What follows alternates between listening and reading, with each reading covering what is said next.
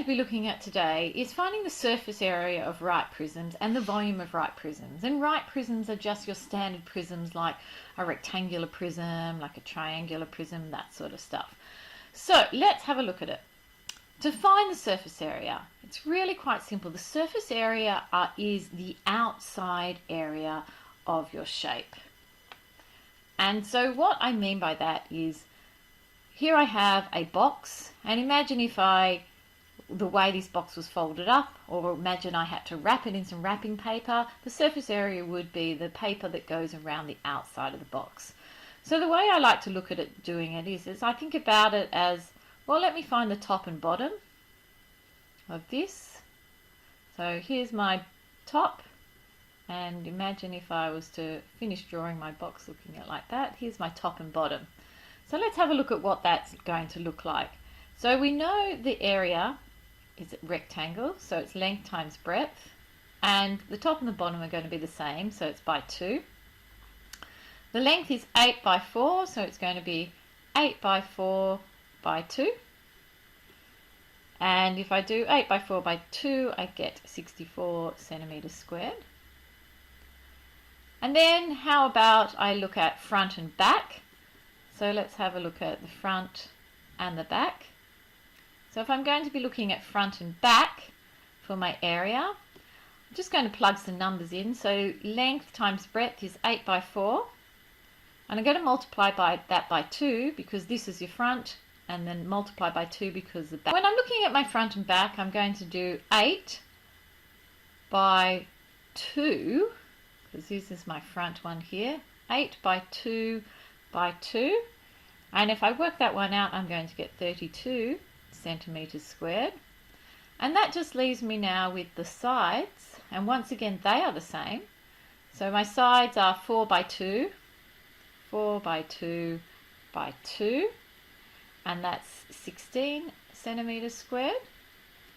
So the total surface area, and I can use my abbreviations, it's going to be 64, 16 and 32, which gives me an answer of 112 centimeters squared. So surface area can be a little bit tedious, but it really makes sense if you think about what is going on, finding those shapes. So let's have a look at this next one. Find the surface area of this triangular prism. So surface area equals, now we could possibly try and do it all in one step if you wanted to. I've got a triangle front and back. The surface area of a triangle, the area of a triangle is a half times the base, which in this case is 10, times 24, because that is where our two lines meet at right angles. So I know in my triangle that they're the correct numbers. And I'm going to multiply that by 2 because we've got a front and a back. So those two have gone.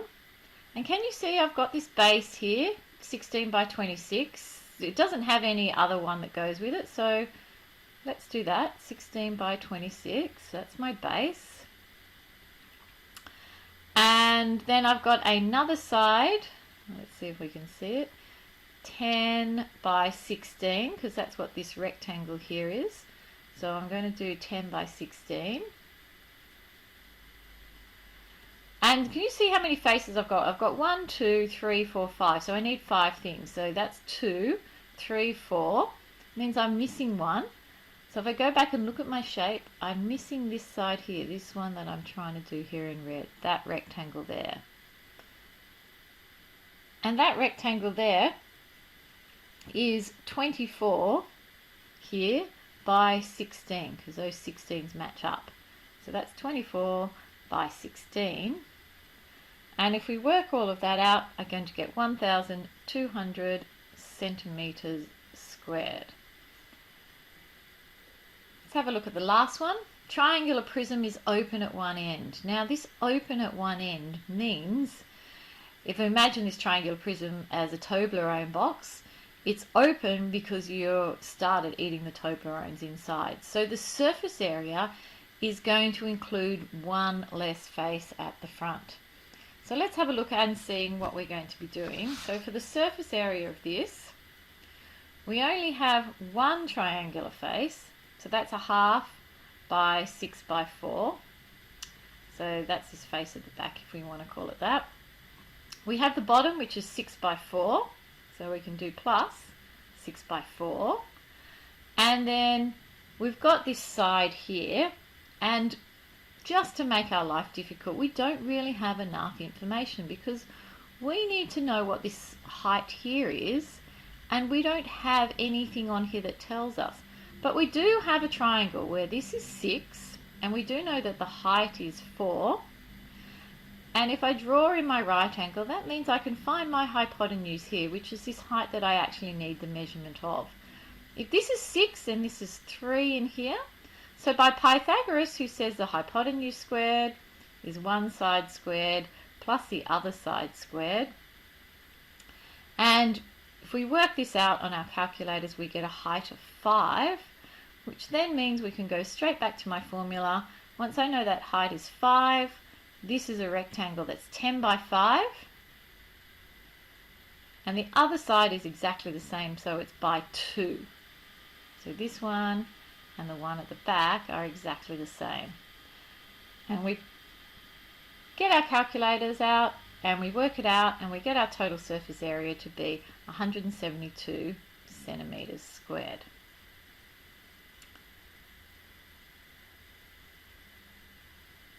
So moving on to our volume. The volume formula lives on the formula sheet. Volume equals the area of the cross section times the height. So let's have a look at finding the volume. Volume equals area of the cross section times the height. In a rectangular prism, you should remember from the junior years that you just really multiply all of the numbers together. So 5 by 8 by 5 in this case, which is 120 meters cubed. Now volume is cubic meters. Find the volume of this shape. Well, have a look at the front shape, because volume is the area of the cross section, or the area of the front times the height. Here is my cross section. What I need to do is work out what shape this is. It's a trapezium. Here are my two parallel sides. So the area of a trapezium is h on 2. So my height is 8. 8 on 2. And A and B are 4 and 10. And we're going to multiply that by my height. And my height is not this height here. The height is what makes this shape look three-dimensional. And in this case, it's 25. We substitute that in. And what we end up with is 1,400 centimeters cubed. Now you could have done this in 2 steps. You could have written your formula down and then written A equals h over 2, A plus B, which probably would have been sensible because you would like to show that you are using the correct formula and you're doing the correct substitution. I think that gives us 56. And then you could have said that the volume is 56 by 25, which still gives you 1,400 centimeters cubed. Any questions? You know where to find me.